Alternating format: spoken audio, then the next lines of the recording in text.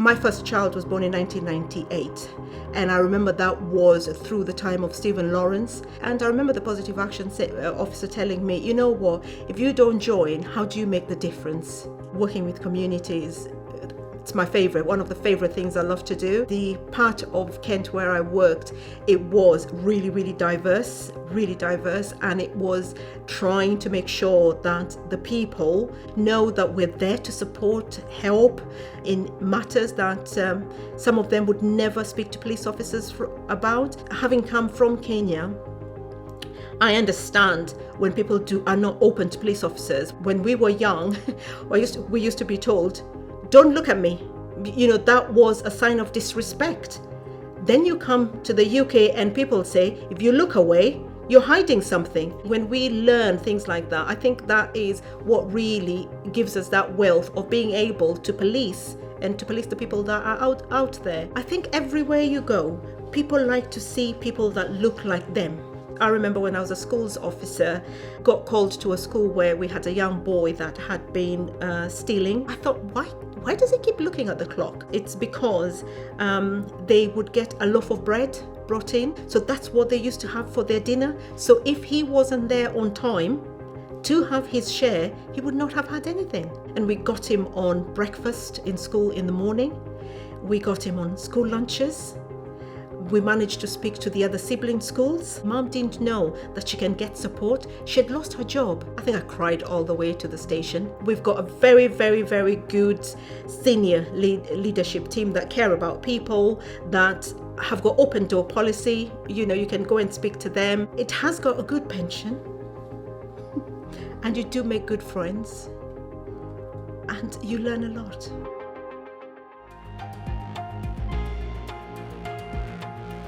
Welcome to More Than the Badge, a Kent Police podcast. My name is Colbert Pasricha.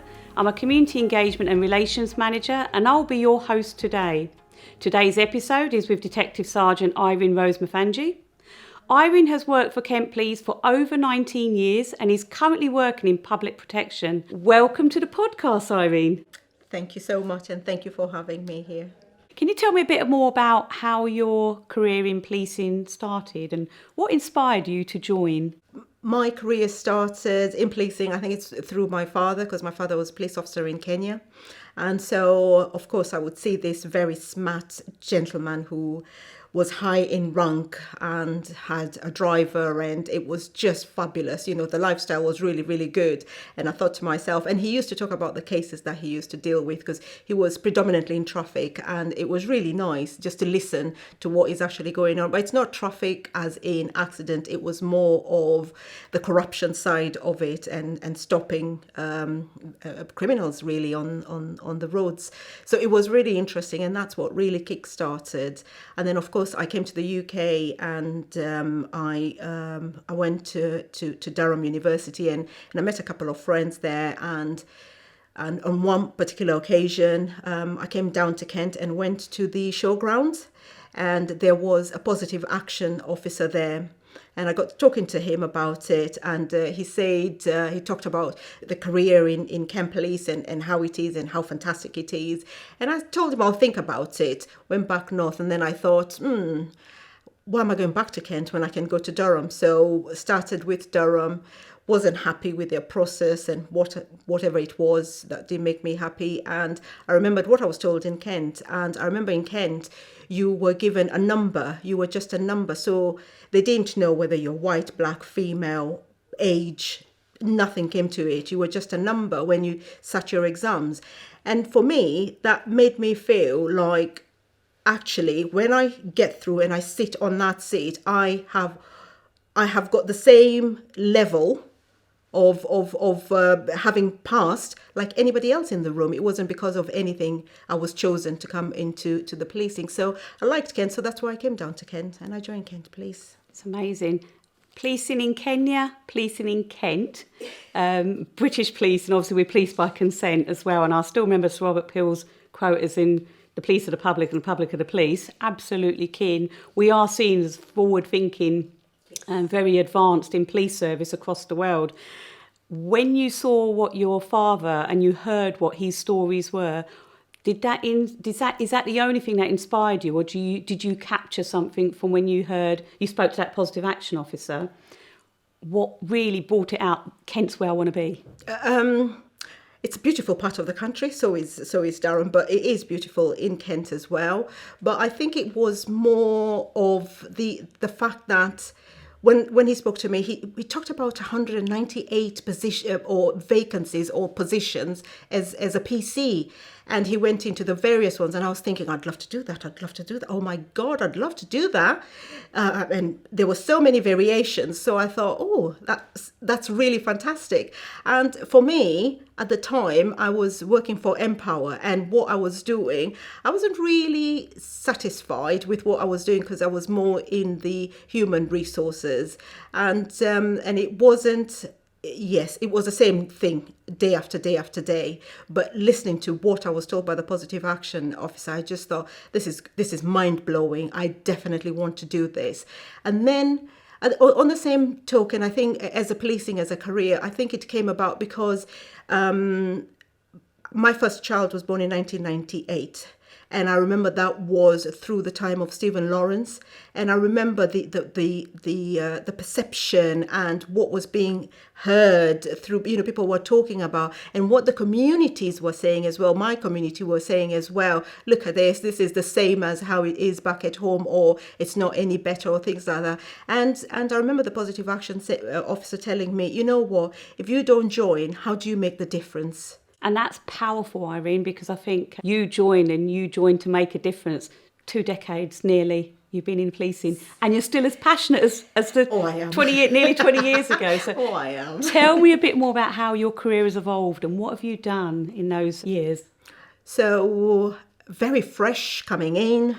And I remember it was started at KPC, but I was of the intake where we went to university, came back out, went to area, back to university, back to area. It was the attachment was something similar to what nurses do. I think that's what they were trying to kind of use that learning process.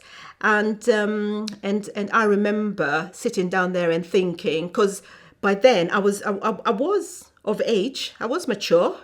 I had a child. I would say I was one of the oldest, I could say, if I could use that word, one of the mature ones in the class.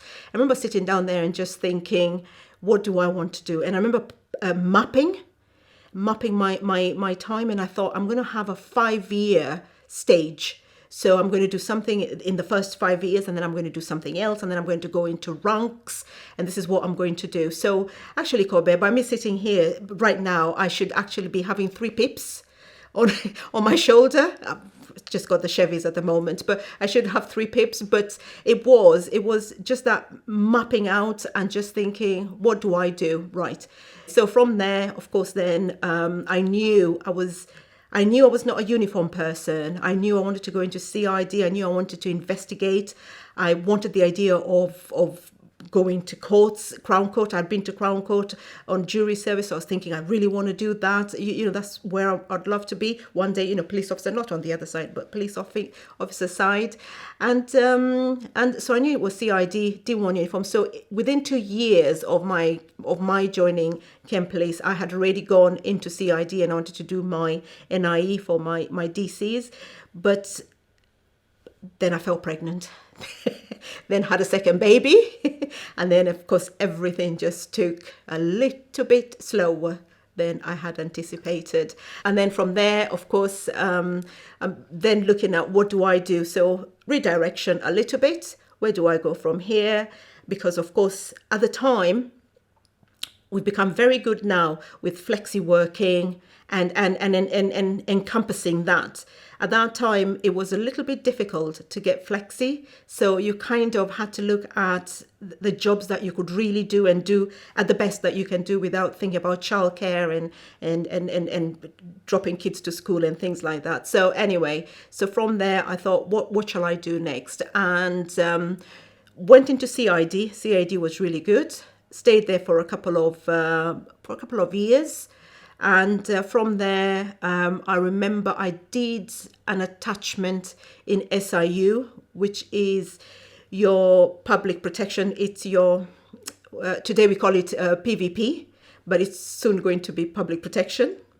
But so I went into SIU just for a secondment. Loved it very, very much. And I knew one day I want to come back and do this. And it was child protection at the time. And I thought I'm going to come back and do this. And then went back out of my secondment and went into CSU. And whilst I was there, I got the role of schools officer. And a role I really, really, really enjoyed very much because I love kids. So it was, for me, I was not coming to work. It was almost like as if I'm going somewhere I really love, because it was going to schools, it was talking to kids, and you could see the ones that really wanted to listen to you. And it was like I was shaping careers, I was going, these were the future Kent police officers, and showing them the passion that we have, and making sure that they know about crimes and consequences. And it was really, really good. Unfortunately, the school officer role was not centrally managed. So sometimes you were diverted to other things, which was not really on the school kind of side. But nevertheless, myself and the JFMP, Joint Family Management Program Officer, we really worked hard to make sure that we were not, and that was always my point, we're not criminalizing children. We were teaching, and so that they knew that this is a mistake. I do not want this path. This is the path I want. And it was a very nice place to be. And then from there, I was lucky enough, I got a CLO role, which again, working with communities, it's my favorite, one of the favorite things I love to do. And the part of Kent where I worked, it was really, really diverse. And it was trying to make sure that the people that are out there that know about Kent Police and know that we're there to support, help, in matters that some of them would never speak to police officers about. Because having come from Kenya, I understand when people are not open to police officers, when people don't want to talk to police officers. You see a police officer come in that direction, you run the other direction because they're bound to do something to you, stitch you up, or and that's not the way we are in Britain. So it was trying to get people to understand that please come to us, we will help, we're there for you, we're there for your community. I remember a group when I was as a CLO that I really worked really hard with, and they were the groups from Eastern European who, at the time, we had the children missing and they were not reporting. But the reason for that was because they had information from their end, and it was on their radio about the fact that if you report your child missing, the police take your child away. And that was not the case. So trying to educate them, trying to make sure that they understand, because we were really concerned that when the children are missing, they were being exploited. And that's not what we wanted. And I worked through a church where they used to congregate. And I remember I used to go there, sit down, and slowly they started noticing that I am there. They started talking to me. And by the end, it was really fantastic. I got an officer from Eastern Europe I think he was from another county. And he came down, and that again affirmed them. And they saw that they have actually got somebody from their community who was a police officer. And it was even much, much better for them. It was really, really fantastic. And I think sometimes that's where we fall foul off in terms of policing, because I think we have people that come live with us and we expect them to know what we do here. Yeah. And I think that is why it is important if we have got a diverse network of police officers, because that way we get to learn about the cultures and things like that. So yeah, my career has moved on. CLO, fantastic role that I had. And then from there I went into CP, and I don't think I've looked back since then, and I'm still in the safeguarding world. Excellent. What a varied career you've had. I was listening to every word you were saying, and with a criminal investigation team where you very passionate around detective work and investigations, the community safety unit where partnership work is absolutely the DNA. It goes right down the middle. The strength of actually our partnerships in Kent is one to be held up, because actually it's that working together that is the strength. And when you've moved on to schools roles as well, schools liaison officer, you're absolutely right, children being the future and we don't want to criminalise them. And education is key. It plays on a prevention side, when we look at policing as well on a prevention side, everything you've done is made a huge difference to every child that you've come across and to every person you interact with. I was intrigued to hear about with your role as community liaison officer, so the opportunity you had, not just around education, but using your own personal experiences around cultural norms. And it's absolutely important. Yes, we know in some cultures these are practiced and where we know where they're prevalent, but it's equally important for us to educate around it as well. And you've used your experiences to improve what we do around violence against women and girls. So yeah, it's really powerful listening to all the journey that you've carried out in Kent Police. What about some of those discretionary roles you've been doing, Irene? Because I know you've been doing a lot behind the scenes, empowering your colleagues and being there for them, because we work as a close policing community. Yeah, I have been part of now REN for, I think, from the time I joined Kent Police. And I look at it and I think the support I got, because it wasn't a smooth journey. Yes, I got here, and after getting here, then there is the uphill, which we all have to climb, and we all have to be resilient. That's always something I always say. To be a police officer, you have to be resilient. You fall down, you get up, you dust yourself off, and you say, that was that day, today's another day, and let's see what it brings. And so being part of REN now as an executive ambassador, and it is, I can see sometimes where people will have, or I get to hear of people that have got problems or what they're going through. And I always support people to actually don't sit with your problem. Your problem, somebody else has been through what you're sitting in. And is there as a listener, is there to guide you, signpost you to well-being or to people that can support you. I have been supported massively through my time. And for me, if there is anything to leave behind, as my legacy, it will be to support people, because I want to see people not giving up. Because I could have given up. At one point in my career, I could have given up, not long in the distant. I could have given up, but having that support of the K-MEPA, having the support of a very strong mentor who I will always ring and I will always speak to, and I will always say, I'm going through this, what shall I do? And they will go, right, I'll flip it up to you, Irene. What would you do in that situation then? And sometimes it needs somebody for you to voice it out to actually solve it. And so I will continue supporting people in all that I can. That's not the only thing I do. I'm a recruitment buddy, and I do give talks. The last talk I gave was in Hanbay, in a school in Hanbay, amongst those people, amongst the students that were there was about 4 or 5 that were actually going to join the police, and they wanted to ask more questions and find out. And I sat back with them and we talked about it and how they can go about it. And I said, listen, if you get to the point where you're ready to apply, this is my contact. Catch up with me and apply, and I'll help you in all that I can, because there's nothing as good as having enthusiastic persons that want to come and join the police. It doesn't just have to be through REN.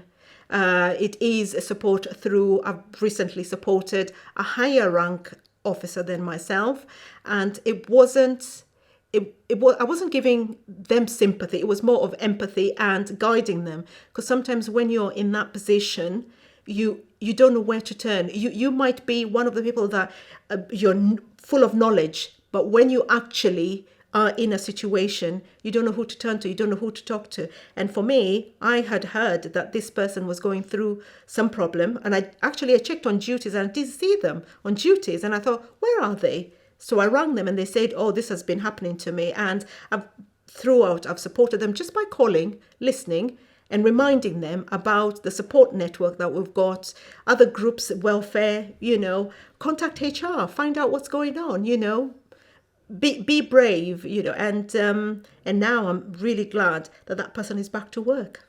That's great. And a big thank you, by the way, because I think the work that's done, discretionary work that's done behind the scenes, shows the amount of impact it has on our colleagues. You mentioned about the Kent Minority Ethnic Police Association. The current name is obviously Race Equality Network. It's one of the number of staff support associations, networks that we have to support our colleagues, along with working with human resources and health and wellbeing services. And you've really hit the nail. And actually, yes, you need to be resilient, but it's okay not to be okay, and we can reach out, and you've done that, and you've made a huge difference to that colleague that you've just mentioned as well. In terms of the discretionary work you've done with Race Equality Network, that's been nearly 20 years, and basically that's been much appreciated because we were one of the first few black police associations in the country. So actually your support throughout the whole journey, and a number of colleagues that you've, police officers, police staff, volunteers, specials, literally anybody can reach out and actually have you listening and signposting and giving them guidance as well. And if the experience needs other interventions, then obviously working with Federation Unison and other groups, it's absolutely key to do that. As a black female, you've been in the organisation now for just under 20 years. And I just wondered if you wanted to share how your experiences help shape the wider organisation. So, for example, you've had the experience within the wider criminal justice system, so at the courts, where you were treated differently, and you will remember that clearly because you've then shared those experiences to shape, as part of our understanding around hate crime, what the impact is, and basically people have a better understanding as well. So do you just want to talk through that experience you went through? I think one of the roles I had done was I was a hate crime officer as well for a period of time, and then coming out from there, and on this particular occasion I was in child protection, and I went to the courts, and I had my bags with me, smartly looking. So got to the courts, and the security person at the courts, I was with my colleague, a male colleague, white male colleague, and as we were walking, we got to the barriers, and he walked ahead of me, and he went to because you've got two sides, you've got the public and you've got the professional side, and I'm walking behind him on the professional side, and then the security guy tells me stop. So I stopped. So I thought, oh, maybe I went too close. So I stopped. And so my colleague moved on, went and stood further on. And the guy said to me, you need to use the other gate, the other side. And I said, oh, for what reasons? I think I'm on the right gate. And he says, no. You need to all defendants use the other side. And I say, defendants? I'm not a defendant. and that is what he had labelled me, as a defendant, because he thought I was. So my colleague comes back and says, what's the matter? What's happening? And I said, no, he thinks I'm a defendant. So I'm busy trying to get my warrant card, which I got out, and I showed him, and he says, oh, I'm really sorry. I'm awfully sorry. And he just said to me, I've never seen a black officer. And I said, well, there's one for you. And that was me. So later on, I think I met this security person a fair few times after that. And we would joke about it, but it wasn't a joke at the time. And it is sad. It is sad if somebody looks at you and thinks that that's what you are, but yet your male colleague, who is smartly dressed like you were, has just passed or has just been let through. So not a very good moment, but one that will remain in my thoughts. Yeah, and we know with hate crime it has an impact not just on you personally, but your family, your wider community, and it can actually, people will remember it potentially for a lifetime as well, as you have done. The important thing was there was the education very early on. And also you've used your experiences when we've done hate crime continuous professional development sessions and used your experiences to help others and importantly get the support. I hope they have. Yeah. So thank you for that. So it just shows what a varied career you've had and what a difference and an impact you've been making, not just in the policing world, but with our partners. Tell me a bit more about what your future goals and aspirations are. One of the things I've been doing as well is I've been chairing a MARACs as well, which is the multi-agency risk assessment conferences, which are to do with domestic abuse. And I find with my cultural background, when it comes to cases where there is cultural partners or something is going on, I find I'm more tuned to that. So I have found, I'd love to move either and support, to do a lot more support, especially around violence against women and girls and things like that. But more importantly, I am hoping to leave a legacy in Kent Police, and it is more, I'd love to be a role model. That's one of the things. I'd love to be a role model. I'd love somebody to just look up at me and just think, my goodness, I'd love to, one day I'm going to be her, you know, I want to be someone like her or anything like that. So it is all about leaving legacy. My next point, I don't know where it's taking me, but I have got a very clear cut into what I want to go into and do. I don't have 20 years left in policing, so it's a very short time that I've got, but I do have goals, and you always have to set your goals, because that's what makes you wake up in the morning. That's what makes you feel alive. But if you're happy in the job that you're doing, well, fantastic. But for someone like me who feels maybe you need another change and another move, it is something that I'm looking at, maybe towards community engagements and things like that. Would love that, but I think it's more of leaving a legacy and hopefully to make a difference, and that I walked through the Kent Police College. You know, people will know that there was a black female officer one time, and her name was Irene. Let me reassure you, you are a role model. That was the first thing. And all the times I've seen the difference you've made, and people can easily give so many testimonies around it. You've not only used your own cultural, your lived experiences, your day-to-day knowledge around the operational side, safeguarding expertise. You've helped improve us to better understand the needs of the communities, because we are constantly learning, and we're only going to get that community trust and confidence if we actually proactively engage, but adapt the platforms and adapt how we do it, but have that understanding of people's cultural norms as it is. And not everybody's going to have that knowledge. So what you've been sharing, and as you say, you want to do more around violence against women and girls, more about helping us improve what we're doing, those opportunities are continuous. So your ideas were taken on board when we were thinking about, you know, whether it is around language, whether it is around how we're reaching out to the community so they actually feel confident in sharing what their concerns are and reporting very early on, or just getting signposts and support. So you've been instrumental in that. So you are leaving legacy already with all the different work you've done, whether it's on a discretionary role or your day-to-day role.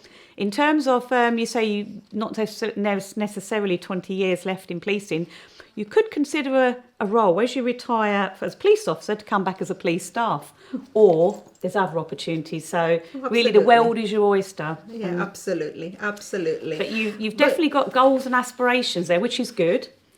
But really I positive. think it's also one of the things I'd love to see is a diverse Kent Police. Yeah, that would be fantastic. You talked about your times in the different roles. How do you actually manage the emotional impact of some of those cases that stay with you? Any particular case, how did you manage that emotional side? I don't think they go away. I don't think, your thoughts and what has happened, because I think we're curious. Police, police staff, police officers, we work in a world where we're very curious into knowing what we did, what has happened, what became of that. And people will ask, like when I was in CID, the patrols officer would come back and say, "Oh, what happened to that job I brought in?" Because we want to know that something good has come from something. And I don't think it goes away, but one of the things, it's not so much a case, but I remember when I was a schools officer, got called to a school where we had a young boy that had been stealing from the canteen. And they wanted, of course, they wanted a police officer, because wearing uniform, go talk to him, tell him that is wrong, you should not do that. So went by to that boy and was talking to him, and he wasn't saying a peep, nothing. He was very slight, not saying anything, was very quiet.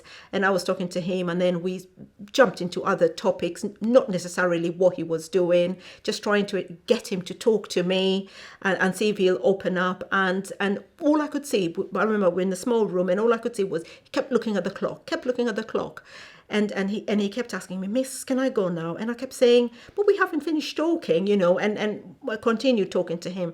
And finally I thought, why does he keep looking at the clock? And I said to him, are you meant to be picked up, or are you supposed to be somewhere, just to find out why he's looking at the clock?" And he turned around to me and he said, no, it's not that. It's because they would get a loaf of bread brought in. I can't remember who used to bring the loaf of bread, and there were other siblings, so that's what they used to have for their dinner. So if he wasn't there on time to have his share, he would not have had anything. So for me, well, I could have picked him up and taken him home with me, I think, if I could.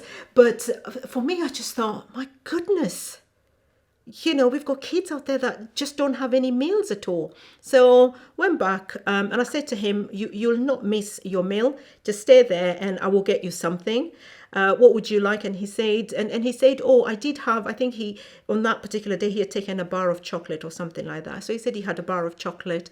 And I said, don't worry about it. I'll get you something else. And went to the canteen, got him something, and spoke to the head teacher and the sen or the senko or the pastoral person. And we got him on breakfast in school in the morning. We got him on school lunches. We managed to speak to the other sibling schools, and they also got at least they had a hot meal. They had breakfast and they had a hot meal for the day.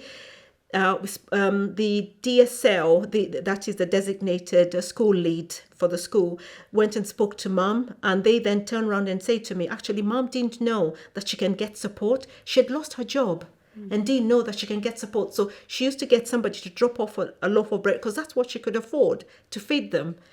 For me, that has remained in me. I think and sometimes I wonder what became of him, and I hope he's somewhere, and he's made life for himself and the other siblings as well.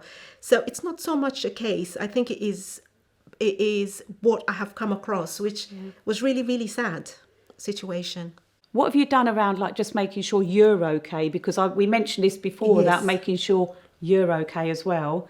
What did you do after that one, and you came back or came home? And well, I think on that particular occasion, I think I got into the car, and I think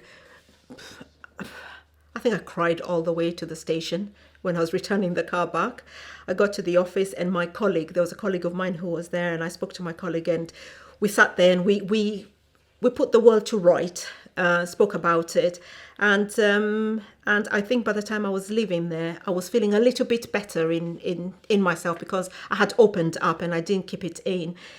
And we know about policing. The thing is, you cannot talk to your family about what you see, what you hear.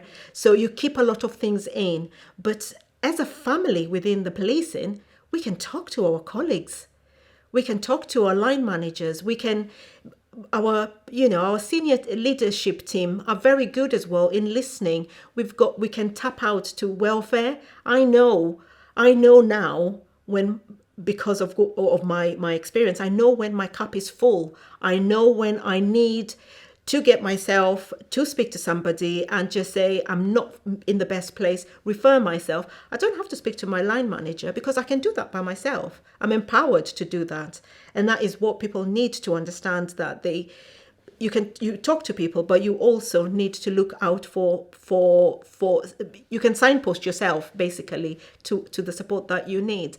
And I think just getting home, for me, I leave that at work, but I do get home, but it doesn't completely go away. But with my music on, my R&B on, and cooking my food and feeding my children, I think Things you enjoy. Things I enjoy, Yeah. talking to my friends. I've got girlfriends around the world, and we usually are on WhatsApp. WhatsApp has really saved us a lot. We don't have to buy cards anymore. You remember we used to buy cards to charge up for foreign calls. Don't have to do that. WhatsApp now. So we WhatsApp and we talk, and it's nothing to do with policing. I never tell them about what I do or what I come across. They know what I do, but I don't give them stories about what I see or I hear. I think it depends what role you're doing in Absolutely. policing as well. Staying connected is absolutely key, and it's important to know when you're, whether you call it a cup or your threshold, when you need the extra help, because being okay is very, very important. But not being okay, it's then reaching out, and there's plenty of support out there. So we spoke about, just touched on this a little bit earlier on, about having a diverse workforce. So having a workforce that represents our communities. Why do you think that is so important? I think everywhere you go, people like to see people that look like them. Whether it is and aspire as well. So for me, when I look up in terms of who up there looks like me, who up there has made it, because I want to look up and just think, fantastic.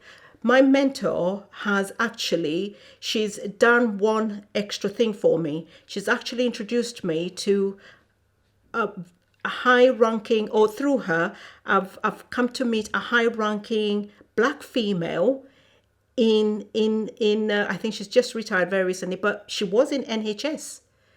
So it is just that idea of seeing people that look like you, and the culture and learning, because nobody knows. I mean, I didn't know, with some communities where they frown upon if you walk through their house without shoes.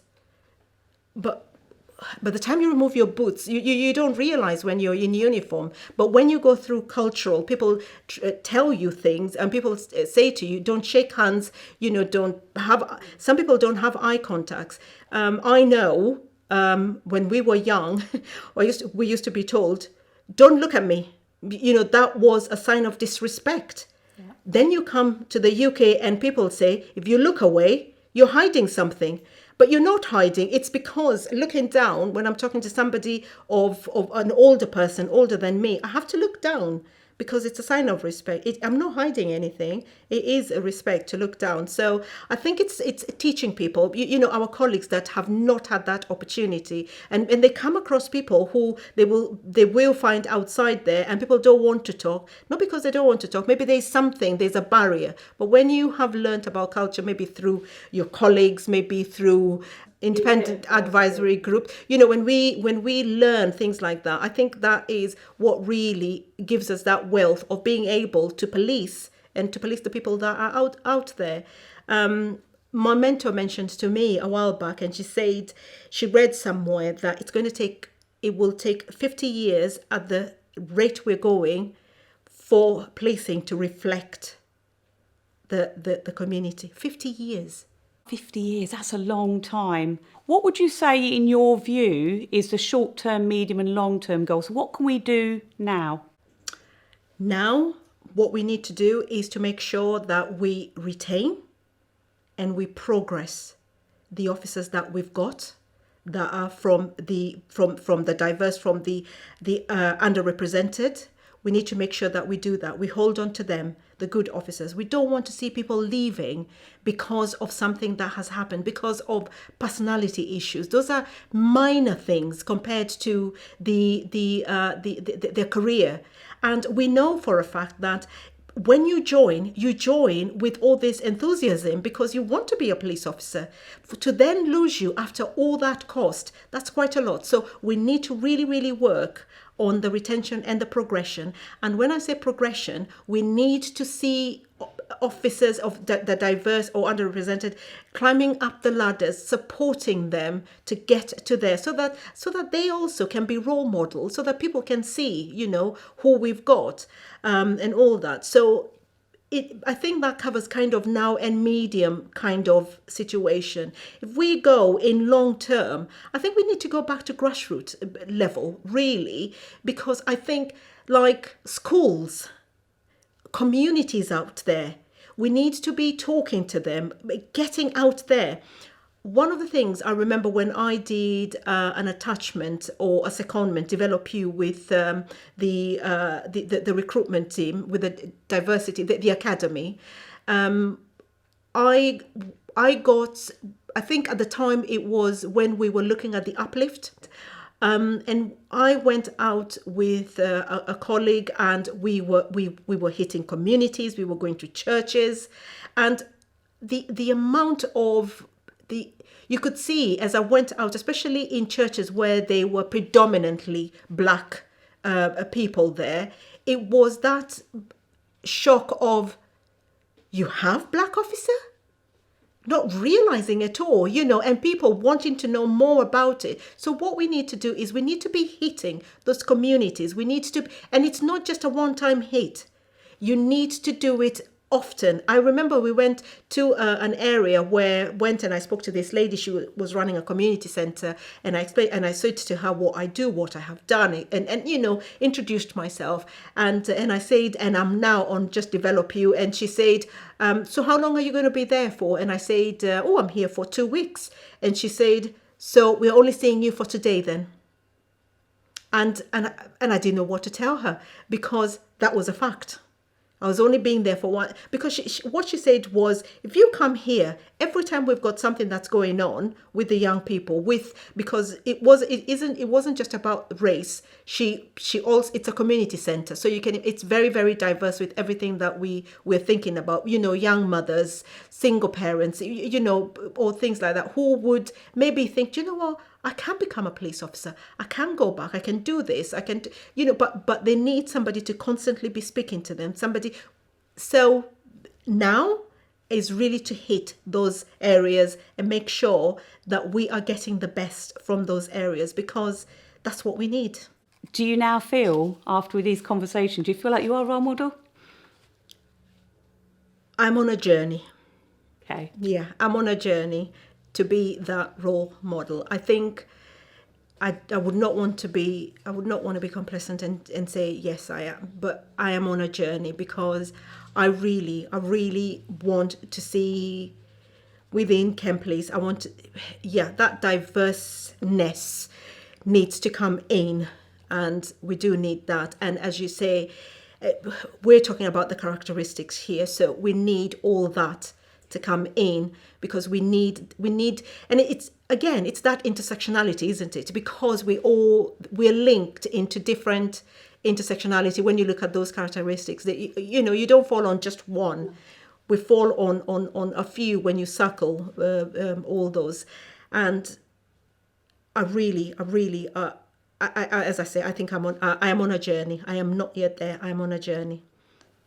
That's great. And you're continuously looking at ways to actually make more of a difference as well. Absolutely. You mentioned recruitment quite a bit, and I think the other parts of that, very importantly, is that retention progression, which you have been, retention progression, and also you've been involved in, I know, through the staff networks, is the exit interviews, to do the absolute utmost that we can to retain those colleagues that may be considering making a change in their career. So I want to thank you for that, and I know it's made a difference with people changing their mind and deciding, actually, I don't need to leave policing because I've become a parent or I'm now a carer. So Irene, can you share a proud moment in your career with us? I think it's through various stages. So if I look from the beginning, I think it's my passing out parade. Because I remember at the time I was married and had my first my firstborn was with us, and the look on his face, beaming, seeing me in my number ones and the uniform, looking sharp and a few pounds less, and up straight and all that, and the photograph. And I remember the look on his face. I'll never forget. I don't know why he's not a police officer, but I'll never forget why. The look on his face, just that proud thing, and it was from him. And then we took a photograph and sent it to my parents. My parents, who have passed away now, lived in Kenya, and I sent the photograph there. And my cousin rang me and said, "You're not going to believe this. They have blown your picture." And I said, "What blown?"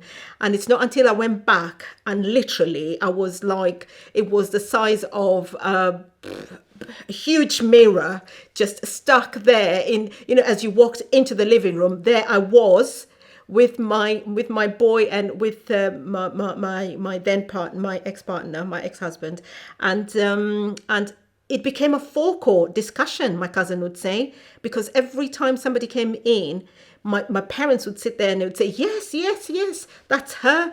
She's police now in the UK, and they would talk about it. And I think for me, I felt like they were really, really proud. So that was the beginning of it. And then, of course, when I passed, I really wanted to be a DC. I really, really wanted. And when I passed my the exam for it, I was like, yes. And there I was. And then, of course, on to being a sergeant, passing the exam. Again, that was quite important for me. And I think it's not so much for me, it's the way my children embrace it. And it's not, they don't talk to me, it's when they talk to their friends. And, you're not here, you're not supposed to hear, and they will say, yes, you never know, you never guess, my mum's just done this, my mum's got this. And I think I'm proud. I get really, really teary. I think it's through them, it's not so much for me. But I think those are the moments really that I can talk about. And of course, when I've been to court and won some cases and got good, calling the victim back and telling the victim, you're not going to believe this, they're not coming back. They've been sent off now. So start enjoying your life. And I think those are the good times. Yeah, those are the times that you remember, of course. Yeah, definitely. And I could feel the passion that you were when you were speaking about parents. I'm sorry to hear about them, but how proud they displayed your picture and also talked about your role in policing in England and Wales, and so covering in Kent. Yeah. And how your sons talk about it as well. So Irene, tell me one thing that you'd like the public to know more about being a police officer. Do you know, that is one of the greatest things. I think it's just the fact that no one day, it's the same. And you hear that from every police officer that you talk to. And it is very, very true. You come today, you're met with this. And I've got a colleague who will ring me, another DS, and she will call me and she say, "You're not going to believe what I have now." And it is different things, and it is trying to tap on, and it's the idea that you're forever thinking almost that outside the box. What more can you do? Especially where I work, because it's a multi-agency setup and it works beautifully. It's really good. Working together is really good. But it's just that idea of also, it's not just the people that are signed onto it, it's also what else is out there, because there's so many charities out there that can help people, and people don't realize that. And I think being a police officer, you come to learn so much that is out there. It's really fantastic. And also you do get good friends, very, very good friends, and like-minded. You get people that kind of are thinking in the same wavelength as you, in the whole of the Kent Police family. And And as I said, you do make some very good friends for life. And I know people who have retired, and we've got a group together, where we will share happy birthdays. We will share some milestones that are happening to people, anything. We come together when there is something that we need to pray for somebody about, or think about the family, something that's going on. And we've kept that in touch, and it doesn't matter. What I like about it is it doesn't matter. It's not one of this where, oh, you've not spoken to us, you're working, you're too busy. It is always, they know they've retired, but they know we're working. They know the kind of work that we do. It's busy, but we're still together. So I think policing is such a nice, it's a very good environment. I like it. I don't think I would trade it. A great way to end that one, because you've given so many reasons of what people can think about if they're thinking of joining as a police officer. Actually, all the benefits of it, being creative in their thinking. They can think differently. That's what we want people to do, not just to come in and give the same views as everybody else. And so that difference is our strength, definitely. What advice would you give someone who's thinking about joining Kent Police? Please come in, sign up. Sign up, because especially in the current command that we have with our chief, who I've always said he's lovely. It's just that command, we've got a very, very, very good senior leadership team that care about people, that have got open door policy. You can go and speak to them, and it has got a good pension, and you do make good friends, and you learn a lot. So I think you've said that after nearly 20 years experience, which is fantastic. And the important bit is you've joined as a police officer. Mm-hmm. There are opportunities for people to consider joining as a police staff role, which just means the difference is they haven't got policing powers, mm-hmm. but there's a lot of jobs that are similar. Mm-hmm. Whether they want to volunteer as a special constable, whether they want to volunteer in other roles, join the independent advisory group. You mentioned it earlier on. So yes. How they can shape our policies, process, practices, Absolutely. As you've done, Irene, and you've done it very well. I'm so proud of hearing your story and getting to know you even more than I did a few hours ago. But thank you very much. And thank you for being a very good interviewer and drawing out a lot from me. Thank you. Thank you for listening. If you have enjoyed this episode, follow us on Instagram, X, Facebook and LinkedIn, where we'll be posting previews of our upcoming episodes. You can watch this episode by subscribing to our YouTube channel and find out more about the variety of opportunities available by searching Kent Police Careers. See you soon.